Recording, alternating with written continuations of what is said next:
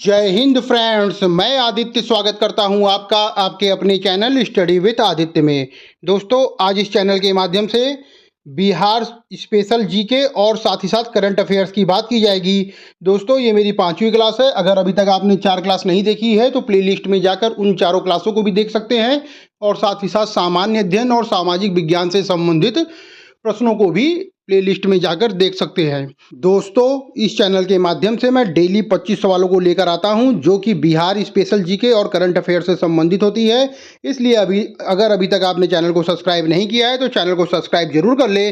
चलिए आज की वीडियो शुरू करते हैं। आज का हमारा पहला सवाल है, बिहार में गया नगर किस नदी के तट पर स्थित है। इंपॉर्टेंट सवाल है। क्या पूछा गया है प्रश्न में पूछा गया है कि बिहार में गया नगर किस नदी के तट पर स्थित है। ऑप्शन दिया गया है कमला नदी, सरयू नदी, गंगा नदी या फल्गु नदी। सही जवाब है ऑप्शन डी, फल्गु नदी। बिहार में जो गया नगर है वो फल्गु नदी के तट पर बसा हुआ है या स्थित है। आइए अगला प्रश्न देखते हैं। प्रश्न संख्या 2 है, बिहार में जयप्रकाश विश्वविद्यालय कहाँ स्थित है। क्या पूछा गया है प्रश्न में, बिहार में जयप्रकाश विश्वविद्यालय कहाँ स्थित है। ऑप्शन दिया गया है दरभंगा, पावापुरी, छपरा या पटना। सही जवाब है ऑप्शन डी, छपरा। छपरा में जयप्रकाश विश्वविद्यालय स्थित है। आइए अगला प्रश्न देखते हैं। प्रश्न संख्या 3 है, रामधारी सिंह दिनकर का जन्म बिहार में कहाँ पर हुआ था। ऑप्शन दिया गया है महिषी, सहरसा, उन्नकस, भोजपुर, विस्फी, दरभंगा या समरिया, मुंगेर। सही जवाब है ऑप्शन डी, समरिया, मुंगेर। रामधारी सिंह दिनकर का जन्म बिहार के समरिया या मुंगेर जिले में हुआ था। आइए अगला प्रश्न देखते हैं। प्रश्न संख्या 4 है, निम्न में से कौन सा स्थान बिहार का सबसे ऊंचा स्थान है। इंपॉर्टेंट सवाल है। क्या पूछा गया है प्रश्न में, निम्न में से कौन सा स्थान बिहार का सबसे ऊंचा स्थान है। ऑप्शन दिया गया है कैमूर हिल्स, मंदार, सोमेश्वर किला या उपरोक्त में से कोई नहीं। सही जवाब है ऑप्शन सी, सोमेश्वर किला। निम्न में से सोमेश्वर किला जो है वो बिहार का सबसे ऊंचा स्थान है। आइए प्रश्न संख्या 5 देखते हैं।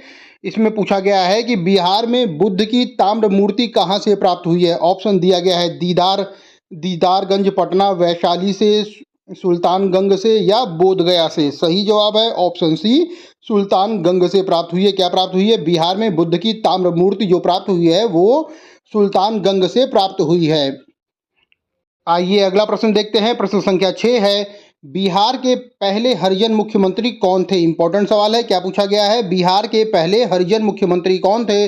ऑप्शन दिया गया है किशन वर्मा, कान्हीराम, रामदेव या भोला पासवान शास्त्री। सही जवाब है ऑप्शन डी, भोला पासवान शास्त्री। भोला पासवान शास्त्री जो है ये बिहार के पहले हरिजन मुख्यमंत्री थे। आइए अगला प्रश्न देखते हैं। प्रश्न संख्या 7 है, महात्मा गांधी ने प्रथम सत्याग्रह बिहार के किस जिले में या किस स्थान से प्रारंभ किया था। इंपॉर्टेंट सवाल है। क्या पूछा गया है प्रश्न में, महात्मा गांधी ने प्रथम सत्याग्रह बिहार में किस स्थान से प्रारंभ किया था। ऑप्शन दिया गया है चंपारण, सोनपुर, पटना या चिरांद। सही जवाब है चंपारण। महात्मा गांधी ने प्रथम सत्याग्रह बिहार के चंपारण से प्रारंभ किया था। आइए अगला प्रश्न देखते हैं। प्रश्न संख्या 8 है, बिहार में सबसे बड़ा भूकंप किस वर्ष आया था। ऑप्शन दिया गया 1932, 1934, 1933 या 1930। सही जवाब है ऑप्शन बी, 1934। बिहार में जो सबसे बड़ा भूकंप आया है ये वर्ष 1934 में आया था। आइए अगला प्रश्न देखते हैं। प्रश्न संख्या 9 है, हाल ही में बिहार के उद्योग मंत्री समीर कुमार महासेठ ने किस जिले में खादी मॉल खोलने की घोषणा की है। इंपॉर्टेंट सवाल है। क्या पूछा गया है प्रश्न में,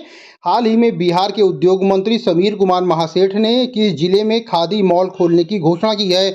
ऑप्शन दिया गया है बेगूसराय, भागलपुर, लखीसराय या गया। सही जवाब है ऑप्शन बी, भागलपुर। भागलपुर में खादी मॉल खोलने की घोषणा की है। किसने किया है, उद्योग मंत्री समीर कुमार महासेठ जी ने किया है। आइए अगला प्रश्न देखते हैं। प्रश्न संख्या 10 है, बिहार का कौन सा जिला स्कूली शिक्षा सूचकांक के परफॉर्मिंग ग्रेडिंग इंडेक्स पीजीआई में राज्य का अव्वल रहा है। ऑप्शन दिया गया पटना, नालंदा, सुपौल या नवादा। सही जवाब है ऑप्शन बी, नालंदा। नालंदा जो है बिहार का नालंदा जिला स्कूली शिक्षा सूचकांक के परफॉर्मिंग ग्रेडिंग इंडेक्स पीजीआई में राज्य अव्वल रहा है। इंपॉर्टेंट सवाल है, ये पहले नंबर पर रहा है। आइए अगला प्रश्न देखते हैं। प्रश्न संख्या 11 है, बिहार के किस जिले में फिश रिसर्च सेंटर को निर्माण किया जाएगा? क्या पूछा गया है? बिहार के किस जिले में फिश रिसर्च सेंटर का निर्माण किया जाएगा? ऑप्शन दिया गया है पटना, नालंदा, औरैया या पश्चिमी चंपारण। सही जवाब है ऑप्शन ए पटना। बिहार के पटना जिले में फिश रिसर्च सेंटर का निर्माण किया जाएगा। आइए अगला प्रश्न देखते हैं। प्रश्न संख्या 12 है, हाल ही में आयोजित 34वें east zone junior athletics championship में बिहार किस स्थान पर रहा है? ऑप्शन दिया गया है दूसरा, तीसरा, चौथा या पांचवा। सही जवाब है ऑप्शन ए दूसरा। हाल ही में आयोजित 34वें east zone junior athletics championship में बिहार का जो स्थान है वो दूसरा स्थान रहा है। आइए अगला प्रश्न देखते हैं। प्रश्न संख्या 13 है, हाल ही में 37वें नेशनल गेम्स में बिहार के शशि भूषण ने एथलेटिक्स में कौन सा पदक जीता है? इंपॉर्टेंट सवाल है। क्या पूछा गया है प्रश्न में? हाल ही में 37वें नेशनल गेम्स में बिहार के शशि भूषण ने एथलेटिक्स में कौन सा पदक जीता है? ऑप्शन दिया गया है स्वर्ण पदक, रजत पदक, कांस्य पदक या इनमें से कोई नहीं। सही जवाब है ऑप्शन बी रजत पदक जीता है। किसने जीता है? बिहार के शशि भूषण ने एथलेटिक्स में रजत पदक जीता है 37वें नेशनल गेम में। आइए अगला प्रश्न देखते हैं। प्रश्न संख्या 14 है, हाल ही में जहरीली एवं नकली शराब की पहचान के लिए बिहार सरकार के किस जिले में रसायन परीक्षण केंद्र खोले जाने का निर्णय लिया गया है? क्या पूछा गया है प्रश्न में? हाल ही में जहरीली एवं नकली शराब की पहचान के लिए बिहार सरकार ने किस जिले में रसायन परीक्षण केंद्र खोले जाने का निर्णय लिया है?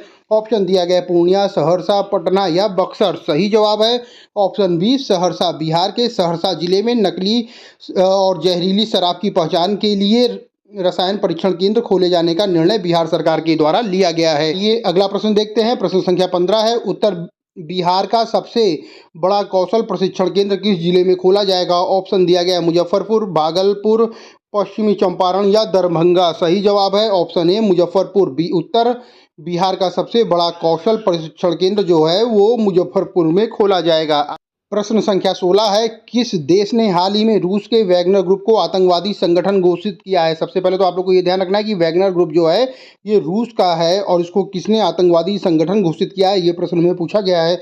ऑप्शन दिया गया है चीन, ब्रिटेन, अमेरिका या उत्तरी कोरिया। सही जवाब है ऑप्शन बी ब्रिटेन। हाल ही में जो ब्रिटेन देश है उसने रूस के वैगनर ग्रुप को आतंकवादी संगठन घोषित किया है। आइए अगला प्रश्न देखते हैं। प्रश्न संख्या 17 है, हाल ही में कहां पर आदि शंकराचार्य की 108 फीट ऊंची प्रतिमा का अनावरण किया जाएगा? ऑप्शन दिया गया है गुजरात, बिहार, मध्य प्रदेश या उत्तर प्रदेश। सही जवाब है ऑप्शन सी मध्य प्रदेश।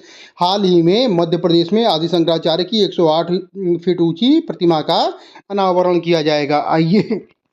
आइए अगला प्रश्न देखते हैं। प्रश्न संख्या 18 है, हाल ही में चर्चा में रहा डी एरिंग मेमोरियल वन्य जीव अभ्यारण्य का संबंध किस राज्य से है? इंपॉर्टेंट सवाल है। क्या पूछा गया है प्रश्न में? हाल ही में चर्चा में रहा डी एरिंग मेमोरियल वन्य जीव अभ्यारण्य का संबंध किस राज्य से है? ऑप्शन दिया गया है उत्तर प्रदेश, बिहार, मध्य प्रदेश या अरुणाचल प्रदेश। सही जवाब है ऑप्शन डी अरुणाचल प्रदेश। हाल ही में चर्चा में रहा डी एरिंग मेमोरियल वन्य जीव अभ्यारण्य का संबंध अरुणाचल प्रदेश राज्य से है। आइए अगला प्रश्न देखते हैं। प्रश्न संख्या 19 है, वित्तीय समावेशन के लिए चौथी G20 वैश्विक साझेदारी का मेजबान कौन सा शहर है? ऑप्शन दिया गया है वाराणसी, जयपुर, जबलपुर या मुंबई। सही जवाब है ऑप्शन डी मुंबई। वित्तीय समावेशन के लिए चौथी G20 वैश्विक साझेदारी का मेजबान शहर रहा है मुंबई रहा है। आइए प्रश्न संख्या 20 देखते हैं। प्रत्येक वर्ष किस तिथि को विश्व ओजोन दिवस मनाया जाता है? मोस्ट इंपॉर्टेंट सवाल है और ये हर परीक्षा में पूछा गया सवाल है, इस परीक्षा में भी पूछा जा सकता है। क्या कहा गया है प्रश्न में? प्रत्येक वर्ष किस तिथि को विश्व ओजोन दिवस मनाया जाता है? ऑप्शन दिया गया है 14 सितंबर, 15 सितंबर, 16 सितंबर या 17 सितंबर। सही जवाब है ऑप्शन सी 16 सितंबर।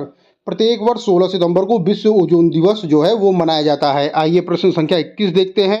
प्रश्न संख्या 21 है, हाल ही में किस राज्य के मुख्यमंत्री ने गृह आधार योजना की शुरुआत किया है? ये भी इंपॉर्टेंट सवाल है। क्या पूछा गया है प्रश्न में?